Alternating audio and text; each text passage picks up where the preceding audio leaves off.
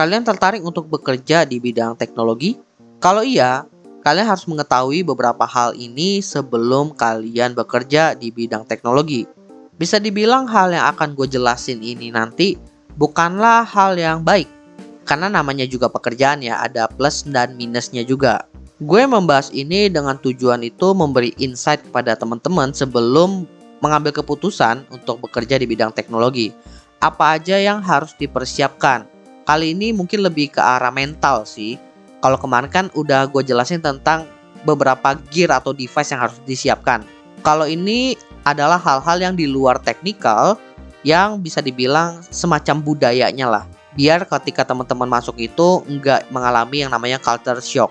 Setidaknya udah gue rangkum ke dalam 5 poin di sini. Kita mulai dari poin pertama, yaitu teknologi terus berkembang. Jadi kita itu harus keep update dengan perkembangan teknologi. Mungkin ini kedengarannya bukan hal yang buruk. Dan iya memang bukan hal yang buruk, tapi ada downside-nya. Permasalahannya di sini adalah update terhadap teknologinya itu bergerak dengan cepat. Sehingga kadang-kadang itu ketika kita baru belajar update yang satu, udah ada lagi update yang dua. Baru mau masuk yang kedua udah ada yang 3 dan 4. Jadi bisa dibilang proses adopsi teknologi barunya itu lebih lama ketimbang update yang baru. Meskipun kita itu nggak dipaksa untuk langsung update ke yang terbaru. Cuma dalam beberapa kasus, terlebih di kasus yang berhubungan dengan security ya, kita itu bisa dipaksa untuk langsung update ke versi terbaru dari teknologinya untuk menghilangkan resiko data leak yang terjadi. Karena kan ini berhubungan dengan security dan data ya. Dalam kasus yang lain di luar programming juga, misalnya digital marketing, contohnya sosial media spesialis, di mana update yang cukup sering itu adalah update algoritma sosial media. Terkadang kita itu belum menguasai algoritma yang pertama, dia udah ganti algoritma. Dan masalahnya untuk belajar algoritmanya ini bukan langsung kita belajar. Kita harus cari tahu dulu polanya seperti apa baru dipelajarin. Kemudian harus ada testing dan eksperimen kontennya juga. Sehingga pain point-nya di sini adalah kita itu kadang ketinggalan dengan teknologi yang terbaru dan akan selalu seperti itu. Solusinya gimana? Kalian itu bisa menjadi seseorang spesialis di mana kalian itu fokus ke satu sub teknologinya aja. Sehingga ketika ada update di teknologi tersebut, kalian fokus mengadopsinya. Tidak perlu memikirkan teknologi-teknologi lain. Misalnya kayak tadi, digital marketing tapi ngambilnya sosial media. Berarti kan kalian fokusnya di algoritma sosial media aja. Dan konten-kontennya lah. Nggak perlu tuh mikirin yang namanya website, email, bla bla bla. Kalau di gua, di bidang programming, itu gua fokusnya kan di mobile apps salah satunya. Dimana ya udah gue fokus di perkembangan teknologi mobile apps. Tapi menjadi spesialis ini bukan berarti kita itu buta dengan sekitar kita. Kita minimal tahulah apa aja update di sekitar kita, meskipun kita nggak menguasainya. Tapi kalau kalian itu tidak tertarik untuk menjadi spesialis, menjadi generalis atau orang yang menguasai beberapa bidang pun menurut gue nggak masalah sih. Jadi kalian ikut update dengan beberapa stack teknologi yang ada. Menurut gue itu bagus kalian bisa menghandle update-nya yang ada. Tapi pasti ada kesulitan di mana ya kalian harus membagi waktu dan akan kesulitan untuk benar-benar mendalami satu teknologi yang ada. Karena kan kalian punya banyak hal yang harus didalami. Lalu hal kedua yang harus diketahui atau bisa dibilang menjadi challenge-nya juga adalah pergantian device yang berkala. Dan itu adalah sebuah keharusan. Mungkin ini lebih relate ke bidang yang teknikal kayak programming. Di mana update teknologi itu juga meningkatkan beban kepada device. Sehingga spek untuk bisa menjalankan teknologi tersebut pun naik. Permasalahannya adalah apakah device yang kita pakai saat ini itu sudah memenuhi spek minimumnya tadi. Masalah lainnya pun kadang ketika teknologinya itu update, speknya itu naiknya juga lumayan tinggi. Kalau udah kayak gitu dan juga tuntutan pekerjaan, ya kita mau nggak mau harus ganti device.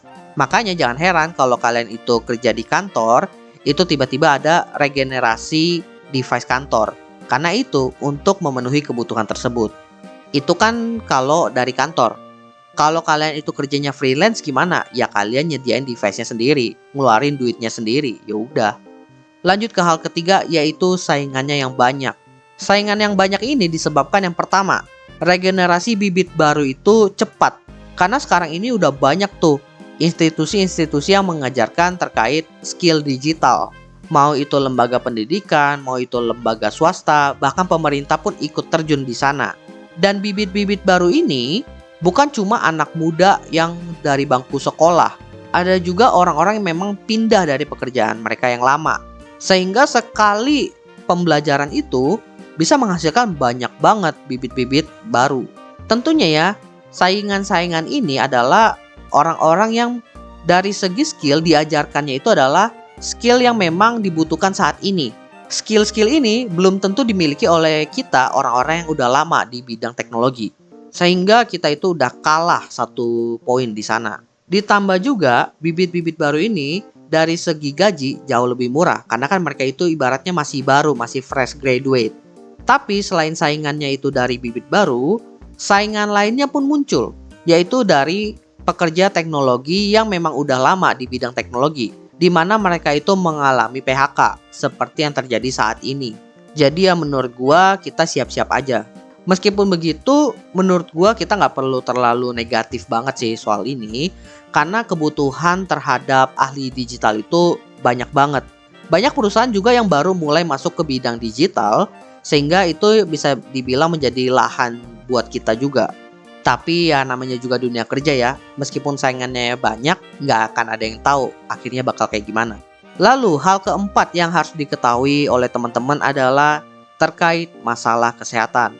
Pekerjaan di bidang IT itu adalah pekerjaan yang high stress. Tingkat stresnya itu tinggi, karena jatuhnya juga teknik. Selain itu, pekerja di bidang teknologi itu dikenal sebagai pekerja yang fleksibel. Fleksibelnya apa? Fleksibel siap dipanggil kapan aja, bahkan tengah malam gini kita itu dikontak untuk memperbaiki sebuah masalah, itu kita harus standby. Jadi ya kalau kalian itu tipikal orang yang mengejar work-life balance, bidang teknologi menurut gua sih kurang ya.